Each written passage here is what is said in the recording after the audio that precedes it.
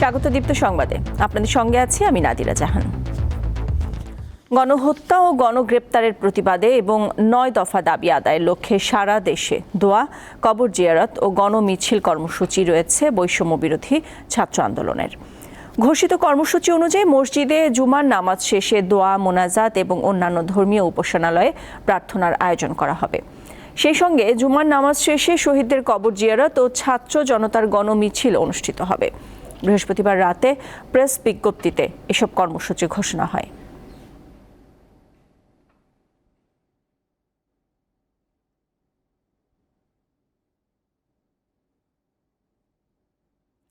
হত্যার বিচার, মামলা প্রত্যাহার ও হল ক্যাম্পাস খুলে দেওয়া সহ ৯ দফা দাবিতে ব্যতিক্রমী নানা কর্মসূচি পালন করছে বৈষম্য বিরোধী ছাত্র আন্দোলন। এর মধ্যে অন্যতম গ্রাফিতি ও দেয়াল লিখন। দাবি আদায়ে গত রবিবার সারা দেশে গ্রাফিতি ও দেয়াল লিখন কর্মসূচি পালন করে বৈষম্য বিরোধী ছাত্র আন্দোলন। বাংলাদেশ প্রকৌশলী বিশ্ববিদ্যালয়, বুয়েট, ঢাকা বিশ্ববিদ্যালয়, জাহাঙ্গীরনগর বিশ্ববিদ্যালয়, শাহজালাল বিজ্ঞান ও প্রযুক্তি বিশ্ববিদ্যালয় সহ বিভিন্ন ক্যাম্পাসে এই কর্মসূচি পালন করা হয়। প্রতিবাদী এসব অঙ্কনের ছবি সামাজিক যোগাযোগ মাধ্যমে ছড়িয়ে পড়ে। শিক্ষার্থীরা জানান, যখন কোথাও দাঁড়ানো যায় না বা কথা বলা যায় না, তখন এই দেয়াল লিখনই প্রতিবাদের ভাষা হয়ে ওঠে, যা অন্যদের অনুপ্রেরণা যোগায়। আমি কথা বলবো, আমি রাস্তায় নামবো, আরেকজন চিত্রাঙ্কন করবেন। এটা যদি মুছে না দেওয়া হয়, আজ থেকে ২০ বছর পর যে এই বিশ্ববিদ্যালয়ে আসবে, এই রাস্তায় আসবে, সেই ইতিহাসটা জানতে পারবে, এই ইতিহাস সংরক্ষিত থাকবে। জাহাঙ্গীরনগর বিশ্ববিদ্যালয়েও গ্রাফিতি এঁকে প্রতিবাদ জানান শিক্ষার্থীরা। তারা বলেন, দমন পীড়ন চালিয়ে শিক্ষার্থীদের দমিয়ে দেওয়া যাবে না। যে শিক্ষার্থীদের হত্যা করা হয়েছে, জনতাকে হত্যা করা হয়েছে, নির্বিচারে গুম করা হচ্ছে, নির্বিচারে তাদেরকে গ্রেফতার করা হচ্ছে, এই সকল কিছুর প্রতিবাদে আমরা বিশ্ববিদ্যালয়ের শিক্ষার্থীরা বিশ্ববিদ্যালয়ের গ্রাফিতি দেয়াল চিত্র অঙ্কন করছিলাম। সেই গ্রাফিতিগুলো মুছে দেওয়ার চেষ্টা করা হয়েছে এবং আমরা বলতে চাই যে আসলে গ্রাফিতিগুলি মুছে দিয়ে বা বিভিন্ন জায়গায় আমাদেরকে দমন করে, নিপীড়ন করে আসলে এই আন্দোলন ঠেকানো সম্ভব নয় এবং একটি দেয়াল মুছে দিলে আমরা আরও অসংখ্য দেয়ালে এই গ্রাফিতি আঁকবো। গ্রাফিতি এঁকে প্রতিবাদ জানিয়েছেন বরিশাল ও খুলনা বিশ্ববিদ্যালয়ের শিক্ষার্থীরাও। ফেনী শহরের বিভিন্ন দেয়ালেও দেখা যায় নানা স্লোগানের গ্রাফিতি। দিলশাদানি, দীপ্ত সংবাদ, ঢাকা। উত্তর বঙ্গোপসাগর এলাকায় গভীর সঞ্চালনশীল মেঘমালা সৃষ্টি হয়েছে। এতে রাজধানী সহ সারা দেশে হালকা থেকে মাঝারি বৃষ্টিপাত হচ্ছে। চট্টগ্রামে ভূমিধসের সতর্কতা জারি করা হয়েছে। পটুয়াখালীর পায়রা সহ দেশের সব সমুদ্র বন্দরকে ৩ নম্বর স্থানীয় সতর্ক সংকেত দেখে যেতে বলা হয়েছে। টানা বৃষ্টিতে জেলার বিভিন্ন স্থানে জলাবদ্ধতা দেখা দিয়েছে। অনেক বাসাবাড়িতেও পানি প্রবেশ করেছে। ভেসে গেছে অসংখ্য মাছের ঘের ও পুকুর। নওগাঁতে ভারী বৃষ্টিতে জনজীবন স্থবির হয়ে পড়েছে। নিচু এলাকায় পানি উঠে জনদুর্ভোগ তৈরি হয়েছে। এদিকে বৈরী আবহাওয়ার কারণে বরগুনার পাথরঘাটায় গভীর বঙ্গোপসাগরে মাছ শিকারের ট্রলার থেকে ছিটকে পড়ে নিখোঁজ হয়েছেন শাহজাহান নামের এক জেলে।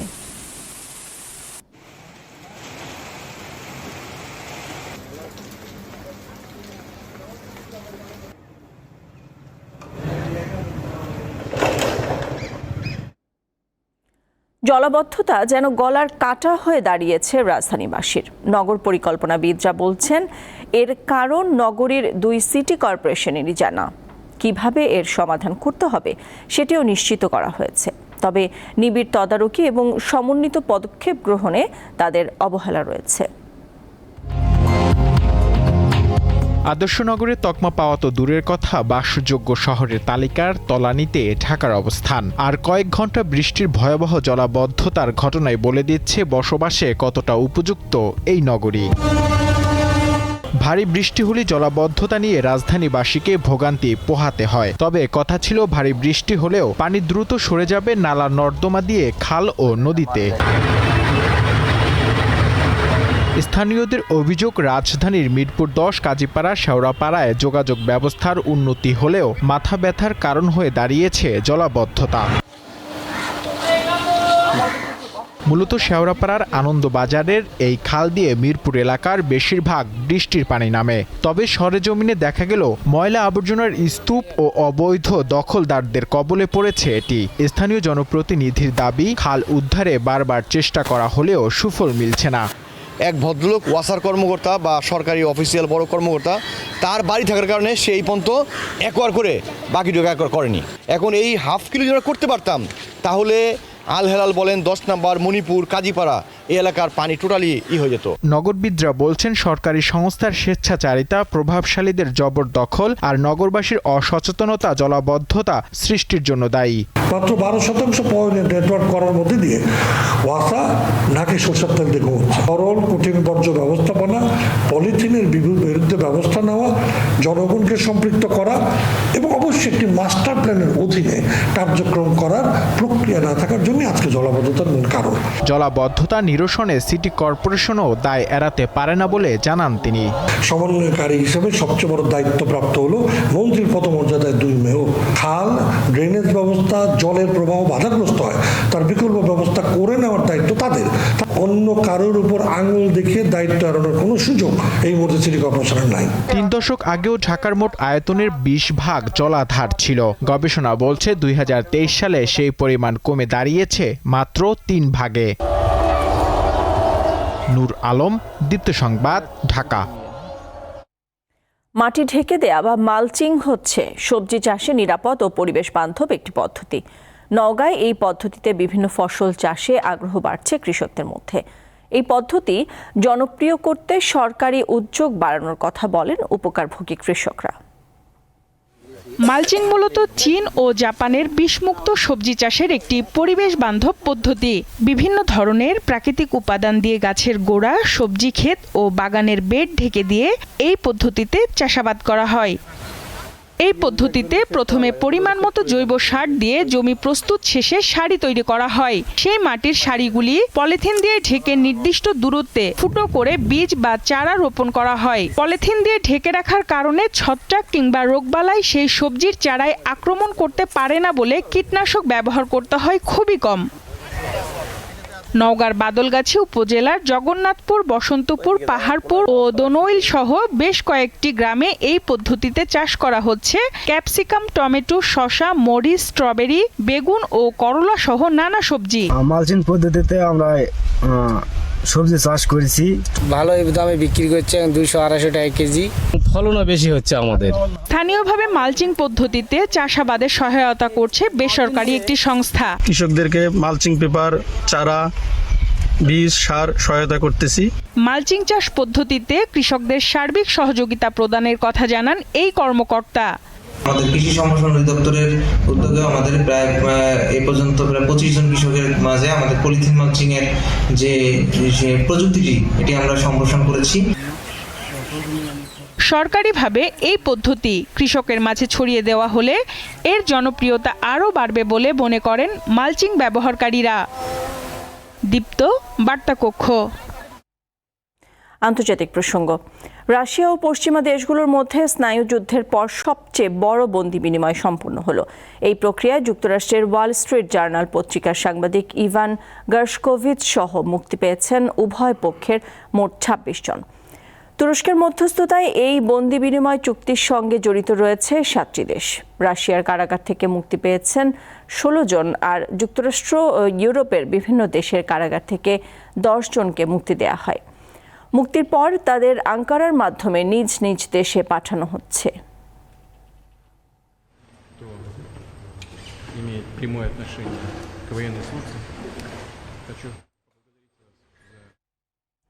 হামাসের শীর্ষ নেতা ইসমাইল হানিয়ার মরদেহ কাতারের দোহায় পৌঁছেছে। স্থানীয় সময় শুক্রবার দোহায় তার দ্বিতীয় জানাজা অনুষ্ঠিত হবে। এরপর দোহার লুসাইল এলাকায় সমাহিত হবেন হামাসের প্রভাবশালী নেতা। এর আগে ইরানের রাজধানীতে হত্যাকাণ্ডের শিকার ফিলিস্তিনি গোষ্ঠী হামাসের এক শীর্ষ নেতার শেষকৃত্য হয়। তেহরান বিশ্ববিদ্যালয়ে তার জানাজায় ইমামতি করেন ইরানের সর্বোচ্চ ধর্মীয় নেতা আয়াতুল্লাহ আলী খামেনি। হানিয়ার মৃত্যুতে আজ শোক পালন করছে তুরস্ক ও পাকিস্তান। যুক্তরাষ্ট্রের সংবাদ মাধ্যম নিউ ইয়র্ক টাইমসের প্রতিবেদনে দাবি করা হয়, হানিয়া 2 মাস আগে উচ্চ ক্ষমতা সম্পন্ন পুঁতে রাখা বোমার বিস্ফোরণে প্রাণ হারিয়েছেন।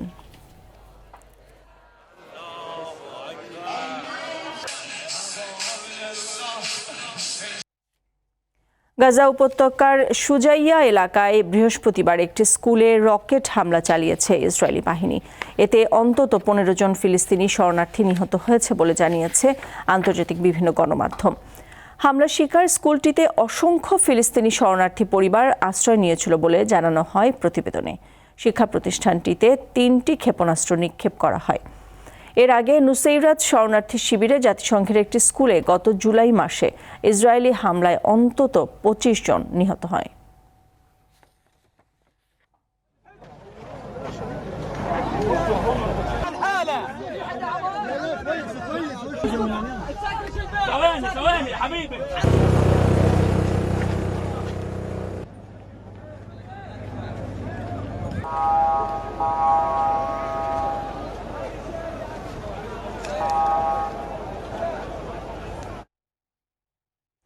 ভারতের রাজধানী দিল্লিতে ভারী বর্ষণের পর বন্যা দেখা দিয়েছে। বন্যার কারণে বিভিন্ন দুর্ঘটনায় অন্তত 9 জন প্রাণ হারিয়েছেন।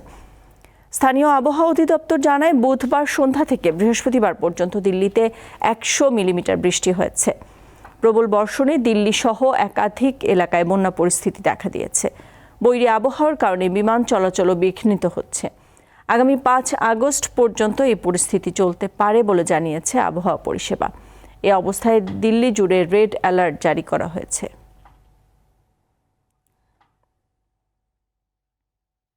খেলার খবর।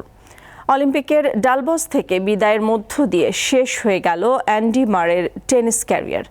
ব্রিটিশ এই টেনিস আইকন ডাবলাসের কোয়ার্টার ফাইনালে হেরেছেন সরাসরি সেটে। ডান ইভান্সকে সঙ্গে নিয়ে যুক্তরাষ্ট্রের টেইলর ফ্রিটস এবং টম পলের বিপক্ষে মারে হেরেছেন 6-2 ও 6-4 গেমে। টেনিসে 3টি গ্র্যান্ড স্ল্যাম জয়ী এই ব্রিটিশ তারকা 2012 লন্ডন অলিম্পিক এবং 2016 সালে রিওতে সোনা জেতেন। সাঁতার ইভেন্টে মেয়েদের দলগত 400 মিটার ফ্রি স্টাইল রিলেতে অলিম্পিক রেকর্ড গড়ে সোনা জিতেছে অস্ট্রেলিয়া। সাউথ আফ্রিকার তাতিয়ানা স্মিথকে হারিয়ে নারীদের 200 মিটার ব্রেস্ট স্ট্রোকে সোনা জিতেছেন যুক্তরাষ্ট্রের কেট ডগলাস। সাঁতারে পুরুষদের 200 মিটার ব্যাকস্ট্রোকে হাঙ্গেরিকে প্রথম স্বর্ণ উপহার দেন হার্বার্ট কোর্স।